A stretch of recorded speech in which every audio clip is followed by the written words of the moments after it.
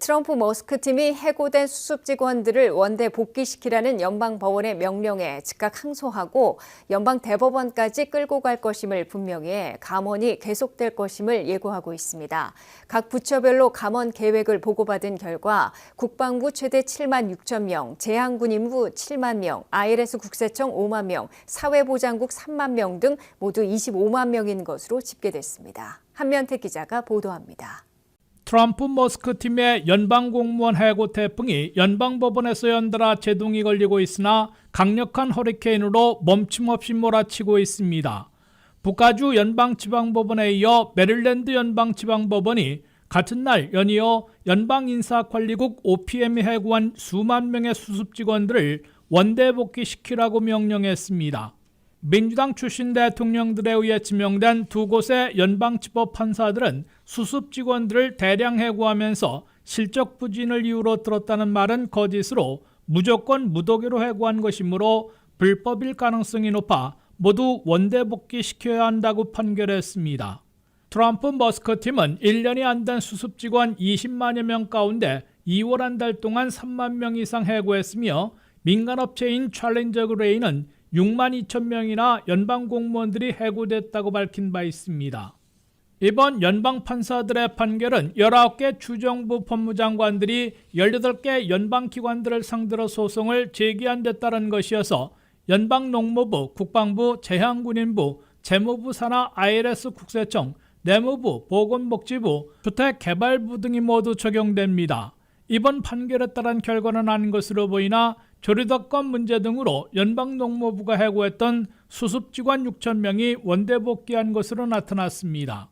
하지만 트럼프 머스크 팀은 판사들이 일방적인 명령을 하고 있다며 즉각 항소하고 연방 대법원까지 끌고 갈 것임을 분명히 하고 있습니다.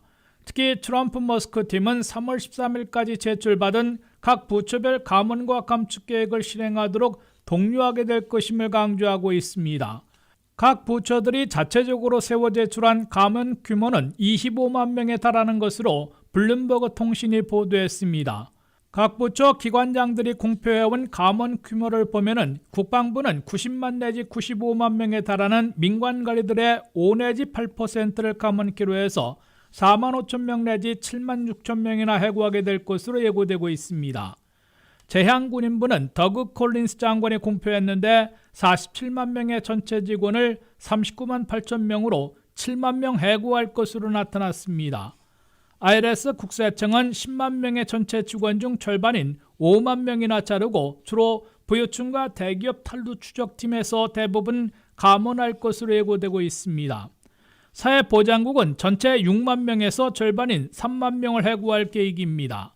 사회보장국에서는 조기 퇴직자들에게 일시금으로 2만 5천 달러를 지급키로 해서 1만 명은 수용할 것으로 예상되고 있으며 이미 수습직원 7천 명을 해고해 해고 목표 3만 명 중에 근 2만 명을 결정하고 있습니다. WKTV 뉴스 한면택입니다. 완전 폐지 대상 부처로 꼽히고 있는 연방교육부에서 전체 직원의 절반을 해고해 4천 명에서 2천 명대로 반감시켰습니다.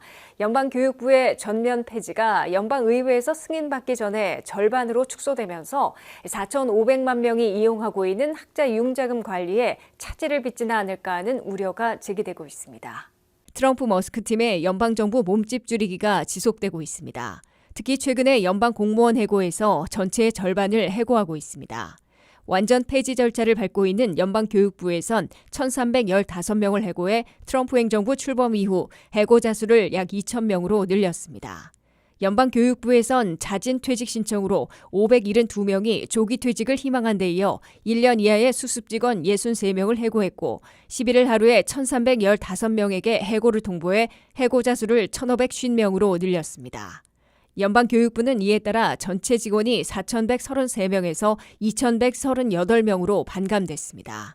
트럼프 대통령은 이미 연방교육부 폐지 행정명령을 발동하고 린다 맥먼 교육부 장관에게 부처 전면 폐지를 위한 정리 작업을 맡겨놓고 있습니다.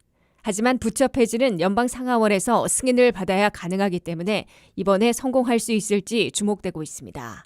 공화당은 연방 상하원의 다수당을 동시에 장악하고 있으나 하원에선 단 2명만 이탈해도 불가능해지고 상원에선 60표 장벽을 넘으려면 민주당 상원의원 7명이 합세해야 가능하기 때문에 쉽지 않은 상황으로 지적되고 있습니다.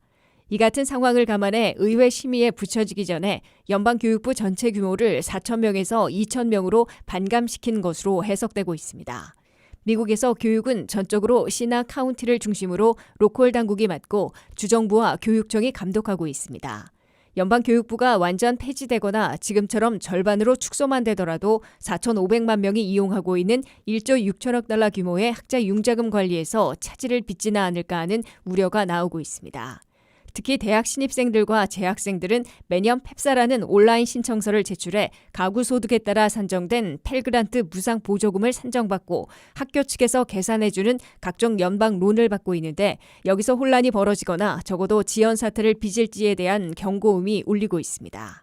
트럼프 행정부는 전임 행정부의 학자 융자금 탕감 정책을 맹비난해왔기 때문에 연방교육부 폐지 과정에서 대규모 인력 감축을 이 분야에서 집중할 것으로 예고되고 있습니다.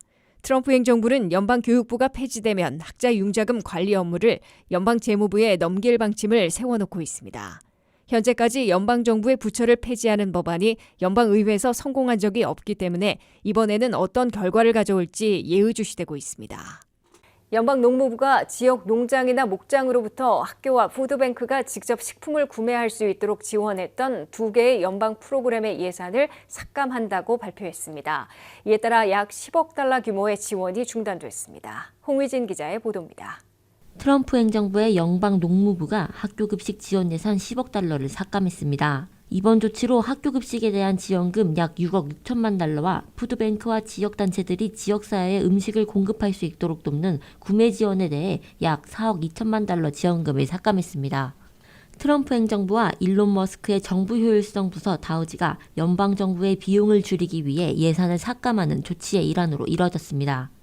연방농부부는 바이든 행정부가 짧은 기간에 끝나는 프로그램에 수십억 달러를 지원한 것과 달리 연방농무부는 장기적으로 지속 가능한 해결책을 우선시하며 입증된 방법을 채택하고 있다고 CBS는 전했습니다. 연방농무부는 학교와 푸드뱅크가 직접 음식을 구매할 수 있는 프로그램의 예산 삭감 결정은 장기적으로 더 효율적인 재정 관리를 위해 내린 결정이라고 설명했습니다. 예산 삭감 결정은 트럼프 대통령이 캐나다, 멕시코, 중국에서 수입하는 제품에 새로운 관세를 부과하면서 발생했으며 농산물의 주요 구매국들과 무역 전쟁을 촉발시켰습니다. 전국의 농민들과 식품 관련 단체들은 연방농부부가 다른 보조금과 프로그램을 동결하면서 인력을 줄이고 투자 중단을 선언했다고 로이터 통신은 보도했습니다. 학교급식 영양을 담당하는 관계자는 현재 학교들이 연 6억 6천만 달러 연방지원금이 삭감될 예정이라는 소식을 받았다고 밝혔습니다.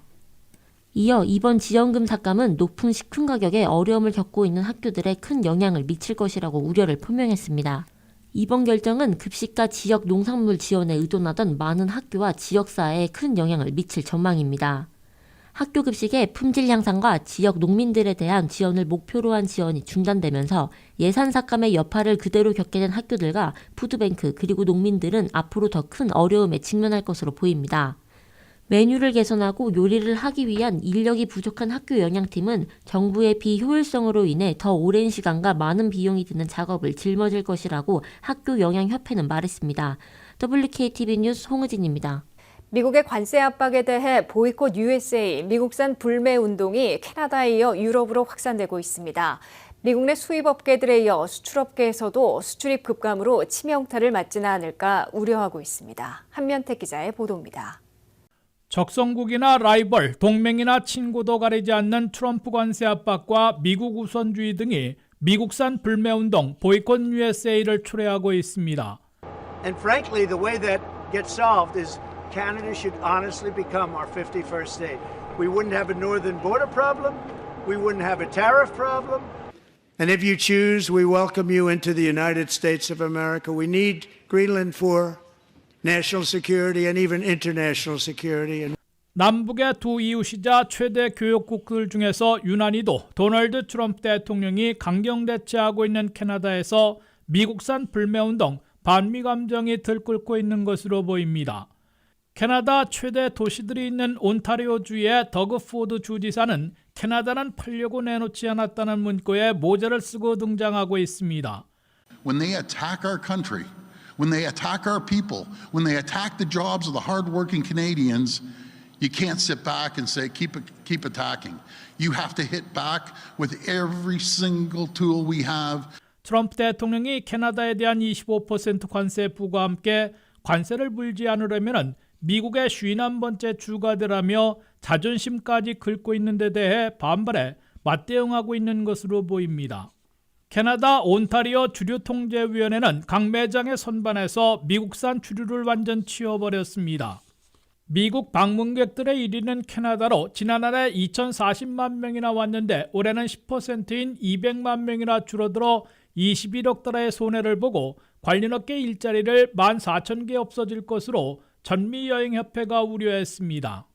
미국이 운영하는 구글에서 보이콧 USA를 일주일간 검색한 숫자를 집계한 결과 유럽에서 룩셈부르크가 1위, 덴마크가 2위, 프랑스가 3위, 스웨덴이 4위였고 캐나다가 5위를 기록했습니다. 특히 역시 미국의 플랫폼인 페이스북 페이지를 통해 각국에서 미국산 불매운동이 벌어지고 있습니다. 트럼프 대통령이 자신들의 자치령 영토인 그린란드를 팔라고 자주 언급하자 덴마크에서 반미 감정, 보이콧 USA, 미국산 불매운동이 불붙고 있습니다. 덴마크에서 미국산 불매운동을 독려하는 페이스북 페이지에는 7만 6천 명이나 회원으로 가입했습니다. 이후 스웨덴에서도 보이콧 USA 페이스북 페이지에 8만 명 이상이 몰렸습니다. 프랑스에서는 여러 개의 미국산 불매운동 페이스북 페이지들이 활동하고 있습니다. 미국은 2023년 안에 3조 8,300억 달러를 수입했고 3조 500억 달러어치를 수출했습니다.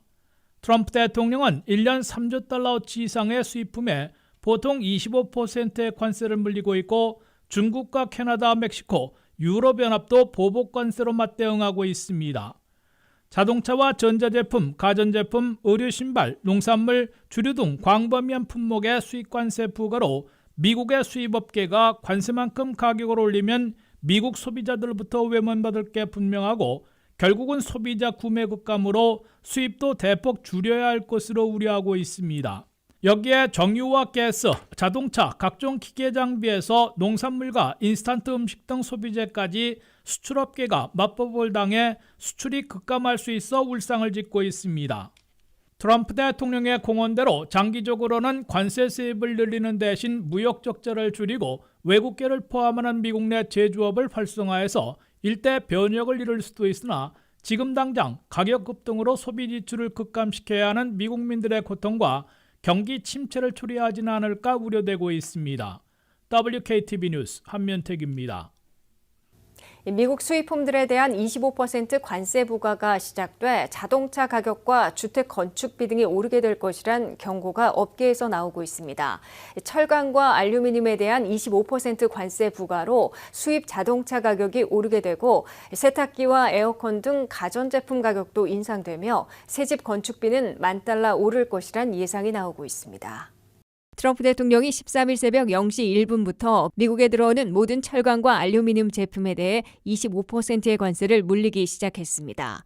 트럼프 대통령은 이어 4월 2일부터는 자동차에 대한 25% 관세를 부과하고 한 달 연기한 멕시코와 캐나다에 대한 25% 관세도 단행할 계획입니다. 미국의 관세에 대한 보복 조치를 취한 국가들은 캐나다가 $200억 달러어치의 미국산에 대해 보복 관세를 부과하고 유럽연합은 4월 1일과 중순 등 두 차례에 걸쳐 $280억 달러의 미국산에 대해 역시 보복 관세를 물린다고 발표했습니다. 이에 트럼프 대통령은 프랑스, 샴페인 등 유럽 지역 모든 주류에 대해 250%의 보복 관세를 경고해 맞보복으로 대응할 조짐을 보이고 있습니다. 이에 따라 미국의 수입업자들은 물론 수출업자들이 치명타를 맞게 됐다며 우려하고 있습니다. 캐나다와 멕시코, 한국, 브라질, 일본 등으로부터 수입해오는 철강 제품의 25%의 관세 부과로 자동차 제조 단가가 한 대당 $400 더 들어가게 됐지만 자동차의 25% 관세가 추가되면 미국 내 수입 자동차 가격은 급등하게 될 것으로 계산되고 있습니다. 자동차 가격은 수개월 후부터 저가이면 $4,000, 고가이면 $12,200나 급등할 것으로 예고되고 있습니다. 미국민들이 관세 없는 미국산이나 미국에서 조립한 한국과 일본차 등을 더 많이 살 수 있으나 유럽차들이 큰 타격을 입고 전반적으로 자동차 판매가 위축될 것이란 예상도 나오고 있습니다. 여기에 철강이나 알루미늄으로 만든 창문틀, 문틀, 못 등 건축용품들과 캐나다산 목재 등 자재값이 오르게 될 것으로 예상되고 있습니다. 홈빌더 협회는 3월 13일부터 철강과 알루미늄에 대한 25% 관세에 이어 4월 2일부터 캐나다와 멕시코 수입품에 대한 25% 관세가 실제로 부과되면 새 집을 한 채 짓는데 $10,000 더 비용이 늘어날 것이라고 밝혔습니다. 새 집 건축비가 급등하면 분양 가격이 오르게 될 것으로 예상되고 있습니다. 집값의 급등은 새봄과 여름 성수기에도 얼어붙어 있는 미국 주택시장의 해빙을 더 늦추게 될 것이란 우려가 나오고 있습니다. 철광과 알루미늄으로 주로 제작되는 세탁기와 드라이어기, 식기세척기, 음식물 파쇄기, 에어컨 등 가전제품들의 가격은 중국산에 대한 관세에다가 이번에 추가 관세로 광범위하게 오를 것으로 예상되고 있습니다. 코카콜라 등 음료수 회사들은 알루미늄 깡통 대신에 플라스틱 병으로 대거 교체하는 작업에 착수했습니다. 미국의 2월 CPI 소비자 물가가 2.8%로 완화됐으나 여전히 연준 목표보다는 높은 것으로 나타났습니다. 게다가 관세 여파가 아직 반영되지 않아 다시 악화될 위험이 있는 것으로 지적되고 있습니다. 미국의 두 가지 물가지수 가운데 대도시 물가를 보여주는 CPI 소비자 물가는 2월에 2.8%로 1월보다 0.2%포인트 낮아져 완화됐다고 연방노동부가 발표했습니다. 2월 CPI는 3% 아래로 다시 내려간 것이지만 연준 목표인 2%보다는 높은 수준입니다. 더욱이 변동이 심한 식품과 에너지 가격을 뺀 코어 CPI, 즉 근원 소비자 물가는 3.1%로 역시 1월보다 0.2%포인트 낮아졌지만 아직 3%대를 기록하고 있습니다. 2월 한 달 동안 대도시 소비자 물가는 식품 가격이 전달보다 0.2%, 전년보다는 2.6% 오른 수준을 기록했습니다. 에너지 가격은 전달보다는 0.2% 올랐지만 전년보다는 0.2% 내린 것으로 나타났습니다. 식료품 가격 중에서 가장 많이 급등한 계란 가격을 보면 한 줄에 1년 전 $3였다가 현재는 $5 90센트로 58.8% 급등해 있습니다. 소고기도 많이 오르고 있는데 비프 로스트는 전년보다 9.5%, 그라운드 비프는 7.8% 올랐습니다. 생선 등 해산물은 1년 전보다 5.9% 올랐고 인스턴트 커피는 8.6% 인상됐습니다. 외식비도 전년보다 3.7% 올랐습니다. CPI의 3분의 1이나 차지하고 있는 렌트비 등 주거비는 전년에 비해 4.2% 오른 수준을 보였습니다. 교통비는 전년보다 6% 오른 것으로 집계됐습니다. 교통비 가운데 가장 많이 오르고 있는 자동차 보험료는 전달보다 0.3%또 올라 전년보다 11.1% 여전히 오른 수준입니다. 그나마 자동차 보험료는 20%대의 높은 인상률을 보이다가 다소 완화된 것입니다. 의료비는 전년에 비해 3% 비싸진 것으로 나타났습니다. 휘발유 가격은 다시 오름세를 보여 전년보다 6% 비싼 수준을 보이고 있습니다. 스포츠 경기 입장료도 12% 뛰었습니다. 여기에 관세가 12일부터 본격 부과되고 계속 확대된다면 일시적으로 미국 내 가격 인상, 물가 인상에 얼마나 여파를 미칠지 예의주시되고 있습니다. 중국산 수입품에 대해 20%의 추가 관세가 이미 부과되고 있는 가운데 12일부터는 캐나다와 한국 등이 영향을 받는 철강과 알루미늄 수입품에 대한 25% 관세가 부과되기 시작했습니다. 자동차 가격과 음료수 용기 등의 재료비가 올라 가격 인상 요인으로 여파를 미칠 것으로 예상되고 있습니다. 특히 4월 2일부터는 모든 수입 자동차에 대한 25% 관세가 부과되고 상호 관세가 결정되는 등 트럼프 관세 여파가 본격화될 것으로 예상돼 미국 경제에 어떤 영향을 미칠지 주목되고 있습니다. 상호 관세와 상대방의 보복 관세가 부과되면 일시적 가격 상승에 따른 물가 급등이냐 아니면 물가 급등은 피하되 수출입 감소와 미국민 소비 지출 위축으로 경기 침체가 올 것인가에 대한 갈림길에 접어들 것이란 예상도 나오고 있습니다. 미국 경제가 올해 불경기 또는 스태그플레이션에 빠질 것이란 적색 경고가 나오고 있는데요. 관세 부과와 연방 감축, 불법 입국자 체포 추방작전 등의 여파가 미국 경제에 영향을 줘 일시적 치명타를 가할 것이란 경고가 보도되고 있습니다. 한면택 기자의 보도입니다. 트럼프 관세 부과와 연방 감축, 불법 체류자 체포 추방작전이 미국 경제를 경착륙 불경기나 적어도 물가와 실업률만 오르고 성장은 제자리하는 스태그플레이션 위험에 내몰고 있다는 경고를 받고 있습니다. Do you I think think this there will be a country- recession? I don't see it at all. I think this country is going to boom. 트럼프 대통령은 이제 관세 부과에서는 적국도, 라이벌도, 동맹도, 친구도 가리지 않고 실행하고 있고 이에 맞보복하고 나선 중국, 캐나다, 유럽연합과 관세 무역 전쟁에 돌입하고 있습니다. 트럼프 대통령은 13일 0시 1분부터 철강과 알루미늄 제품에 대한 25% 관세를 단행해 캐나다와 유럽연합의 보복 관세를 불러왔습니다.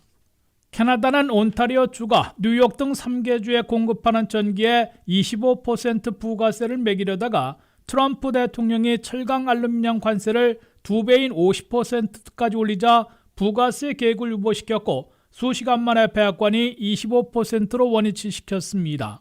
그러나 철강과 알루미늄에 대한 25% 관세 부과가 강행되자 캐나다도 미국산 200억 달러어치의 보복 관세를 부과키로 했습니다. 유럽연합은 4월 1일과 4월 중순 등 두 차례에 걸쳐 미국산 280억 달러어치의 보복 관세를 부과한다고 발표했습니다. 월스트리트저널과 같은 경제 전문 보수 매체 JP 모건 체이스, 골드만삭스, 모건 스탠리 등 금융연구소들이 연일 적색 경고를 발령하고 있습니다. 월스트리트저널은 트럼프 관세 압박 절반으로 줄이려는 연방 감축 등은 미국 경제를 소프트 랜딩, 연착륙이 아니라 하드 랜딩, 경착륙, 즉 불경기 위험으로 몰고 가고 있다고 보도했습니다. 미국 경제 분석가들은 적어도 미국 경제가 올해 물가와 실업률은 올라가고 일자리와 경제 성장은 제자리하는 스태그플레이션에 빠질 가능성이 투설어나고 있다고 이 신문은 전했습니다. 월스트리트저널은 트럼프 대통령의 관세 부과가 자주 바뀌다 보니 경제 불확실성이 심해져 미국 수출입 업계가 어떻게 대응할지 몰라 크게 부심하고 있다고 밝혔습니다. 미국 최대 은행 JP모건 체이스는 미국 경제 불경기 위험을 30%에서 40%로 크게 올려잡았습니다. 골드만삭스는 올 연말 미국의 PCE 물가가 2.9%를 기록해 관세 카드가 없더라면 2.1%로 안정될 뻔했으나 0.8포인트나 급등하게 될 것으로 경고했습니다.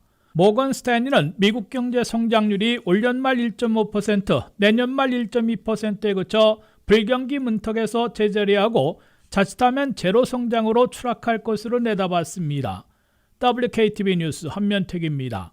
미국의 4대 경제 지표들인 물가와 고용, 소비, 부채에서 모두 경기 침체를 보이고 있어 비상이 걸리고 있습니다. 뉴욕 증시 또한 폭락해 불안감이 증폭되고 있습니다. 미국 경제에서 4대 지표가 동시에 크게 흔들리는 침체 조짐을 보이고 있습니다. 첫째, 관세 여파가 아직 본격화되지 않았는데도 가격 인상, 물가 인상으로 물가가 크게 흔들리고 있습니다. 이미 미국의 물가는 연준 목표인 2%에 근접하는 대신 다시 3%로 향하고 있습니다. 트럼프 관세 압박만으로 물가 오름세를 부채질하고 있는 것으로 보입니다. 여기에 3월 14일부터 철강, 알루미늄에 대한 25% 관세가 실행되고 4월 2일부터는 멕시코와 캐나다산에 대한 25% 관세와 상호 관세가 실제로 부과되면 가격 인상, 물가 인상이 본격화될 것으로 예고되고 있습니다. 둘째, 연방공무원 해고 태풍과 민간업계의 감원 태풍이 확산되며 미국 고용이 급속 냉각될 조짐을 보이고 있습니다. 2월 고용지표에선 실업률 4.1%, 일자리 증가 15만 1,000개로 선방했으나 연방공무원 해고가 6만 2천 명 중에 1만 명만 반영된 것으로 나타나 실제로는 10만 명 아래로 떨어졌을 것으로 계산됐습니다. 게다가 연방공무원 230만 명 중에 절반인 100만 명 이상 해고하겠다는 트럼프 행정부의 계획이 곧 각 부처별로 국방부와 제한군인부 7만 명대, IRS 국세청 5만 명, 사회보장국 3만 명 등 수만 명씩 해고될 것으로 보여 급속한 고용 냉각을 피하지 못할 것으로 보입니다. 셋째, 고용 냉각이 필수적으로 불러오는 소비 위축도 벌써 시작된 분위기를 보이고 있습니다. 미국민들의 개인 소비 지출은 1월에 전달보다 마이너스 0.2%를 기록했습니다. 미국민 소비 지출이 감소한 것은 2023년 3월 이래 처음 발생한 것이어서 일자리 불안으로 지갑을 닫기 시작했다는 우려를 낳고 있습니다. 관세에 따른 일시적인 가격 인상, 연방 공무원 대량 해고가 겹치는 경우 미국민 소비 지출이 급감할 것이란 예상이 나오고 있습니다. 미국민 소비 지출이 68%를 차지하고 있는 미국 경제의 GDP 성장률이 큰 폭으로 떨어지게 된다는 지적도 나옵니다. 넷째, 미국민 가계부채가 갈수록 늘어나면서 연체율도 높아지고 있습니다. 미국민들의 가계부채는 2024년 말인 4분기 현재 18조 달러를 결국 넘어섰으며 1년 만에 5,330억 달러 늘어났습니다. 주택 모기지가 12조 6천억 달러로 대부분을 차지하고 있으나 자동차 할부 금융이 1조 6,550억 달러, 학자 융자금이 1조 6,150억 달러, 신용카드 사용액이 1조 2,110억 달러로 늘어났습니다. 90일 이상 연체율은 신용카드가 7.18%로 1년 전보다 1%포인트 가까이 급등하면서 가장 높은 것으로 나타났고 자동차 할부금융 연체율도 3%에 육박해 15년 만에 최고치를 기록했습니다. 3월부터 사회보장연금을 과다 지급받아도 쓰지 말아야 할 것으로 권고되고 있습니다. 현재는 과다 지급금을 10%씩 나눠 반납하고 있으나 3월 27일 이후에는 한꺼번에 100% 환수하게 된다고 사회보장국이 발표했습니다. 사회보장연금이나 SSI 현금 보조를 갑자기 과다 지급받을 수 있는데 공돈으로 생각하고 썼다가는 한꺼번에 토해내야 하기 때문에 낭패를 당하게 되는 시기가 재현되고 있습니다. 사회보장국은 3월 27일부터 과다 지급하는 사회보장연금이나 SSI 현금 보조는 분할 반납이 아니라 한꺼번에 100% 환수하게 된다고 발표했습니다. 3월 27일 이전에 과다 지급해 반납해야 하는 경우는 지금처럼 한 달에 10%씩 분할 상환이 유지된다고 사회보장국은 밝혔습니다. 이에 따라 과다 지급받아 반납해야 하는 금액은 한꺼번에 100% 환수 조치돼 모두 완납하거나 매달 받는 사회보장연금을 다 갚을 때까지 한 푼도 받지 못하게 됩니다. 사회보장연금이나 SSI 현금 보조로 살아가는 사람들은 대부분 저소득층 또는 빈곤층인데 어느 날 갑자기 보너스처럼 많이 지급된 연금이나 현금 보조를 무턱대고 썼다가 수천, 수만 달러를 한꺼번에 되갚아야 하는 상황을 맞게 됩니다. 사회보장국의 계산 잘못으로 과다 지급하고서는 재산정 결과 과다 지급분을 환수하라고 통보하고 있어 한 해 100만 명 안팎이 당혹해하고 있습니다. 2022년도에 과다 지급받았다가 반납을 통보받은 미국민들은 102만 8,400여 명이었고 2023년도에는 98만 7천 명으로 나타났습니다. 이들은 사회보장연금이나 현금 보조로 생활하기 어려운 상황에서 자신들의 잘못으로 과다 지급하고서는 한꺼번에 거액을 반납하라고 요구한다고 원성을 터뜨려 왔습니다. 뇌성마비로 SSI를 받아온 한 30대 남성은 20년간 과다 지급됐다며 4,900달러를 반납하도록 통보받았습니다. 시카고의 한 노부부는 5만 2천 달러, 70대의 한 은퇴자는 7만 2천 달러를 한꺼번에 반납하라는 통보를 받고 파산 신청을 고려할 정도였다고 토로했습니다. 바이든 전임 행정부는 원성을 사자 한 달 지급금에서 10% 내에서 환수할 수 있도록 해서 분할 반납하는 조치를 취했습니다. 트럼프 행정부는 분할 반납 제도를 없애고 한꺼번에 100% 환수 정책을 되살린 것입니다. 트럼프 행정부의 이번 조치로 7,300만 사회보장연금 수혜자들 중에 자신들의 잘못이 아닌 사회보장국의 계산 잘못으로 과다 지급받은 100만 명 안팎이 예전과 같은 불필요한 혼란과 고통을 겪게 될 것으로 우려되고 있습니다.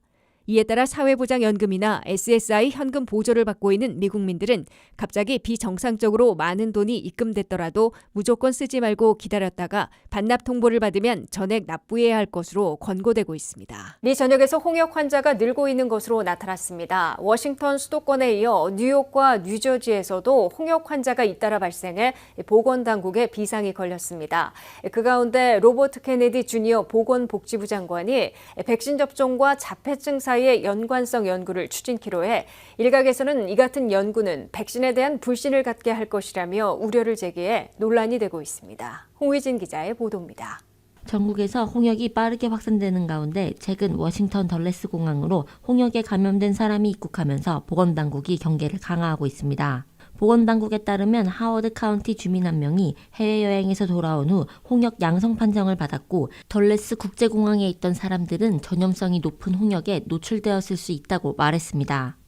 3월 5일 수요일 오후 4시부터 9시 사이에 덜레스 국제공항 터미널 A에 있었거나 수화물을 찾는 곳에 있었다면 잠재적으로 노출되었을 수 있습니다. 뉴저지 버긴 카운티에서도 홍역 3건이 발생했습니다.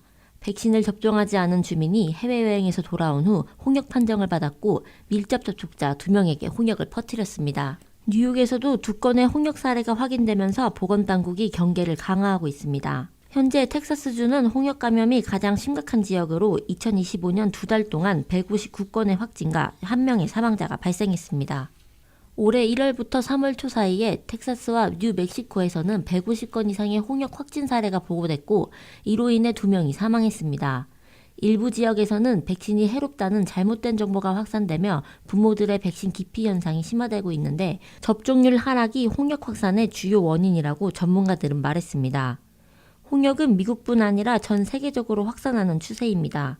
홍역은 전염성이 매우 높은 감염병으로 발열, 기침, 콧물, 결막염 등의 증상과 함께 특징적인 피부 발진이 나타납니다. 홍역이 전국적으로 빠르게 확산되고 있는 가운데 백신 음모론을 주장하고 있는 로버트 케네디 주니어 보건복지부 장관이 백신 접종과 자폐증 사이의 연관성을 살펴보겠다는 대규모 연구를 추진하기로 해 논란이 되고 있습니다. 전문가들은 정부 차원에서 이런 연구가 진행된다는 것만으로도 백신과 자폐증 사이에 뭔가 있는 것처럼 오해를 불러일으킬 수 있다고 지적했습니다. 보건복지부 장관의 발표는 홍역이 미국뿐만 아니라 전 세계적으로 확산되고 있는 가운데 나온 만큼 논란이 제기되고 있습니다. WKTV 뉴스 홍의진입니다.